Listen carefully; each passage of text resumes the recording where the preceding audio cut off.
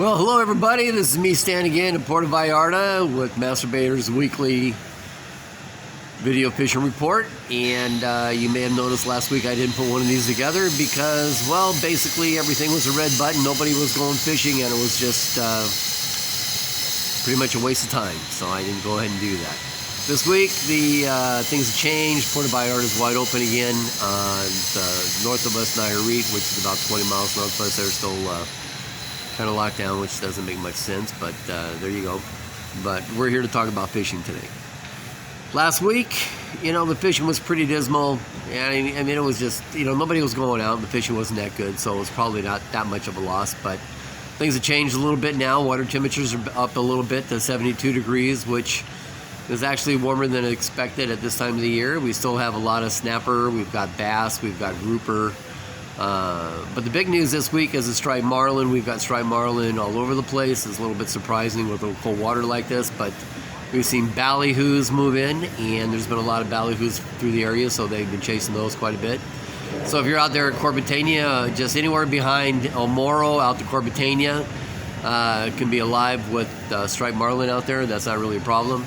Once you're out there, they got 60-pound tuna out there at Corbetena again, so don't really know what they're chasing out there. Probably ballyhoos, but they're out there. They're taking bait. They're running about 60 pounds. We've got Kubera snapper, and we have amberjacks for people who want to, kind of jig, and that's a good way to go fishing too. Then, of course, we've always got the bonita, the jack rebels in the area out there, but nobody chases those out there.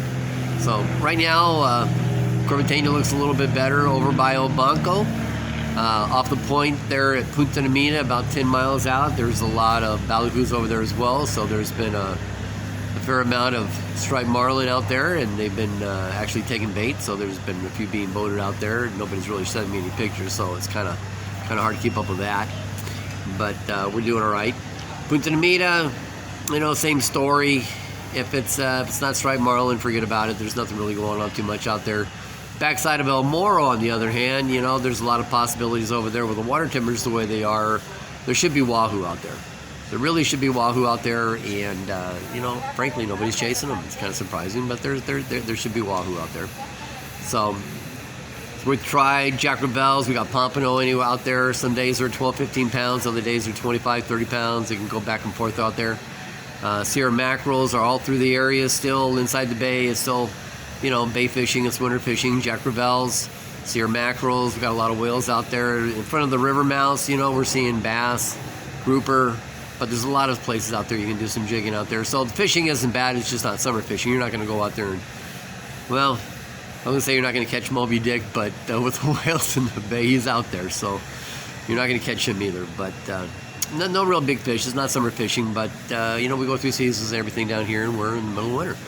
So right now, I would say a 6-hour trip is a good idea. 8-hour trip if you want to take a chance, and if you want to go all the way out there to Corbetena like people did yesterday. They went out and caught a couple of stripers and a couple of Kubera snappers, so they had a pretty nice day out there. So you can pretty much figure out what you want, or what you want to do, I should say. So that's pretty good. So we're still doing the airport transfers or the personalized excursions if you want to do something like that. And of course, we're tour experts. Benjamin's our tour expert. You got to be careful. A lot of these tours aren't running every single day now. So if you're talking to some bozo out there and he's trying to sell you a trip, make sure you're getting a day they're going to run the tour. Otherwise, you're paying for nothing. And we still got the surf poles, and we'll still answer any question you have, no matter how stupid. Yeah, I've been known to ask a dumb question or two.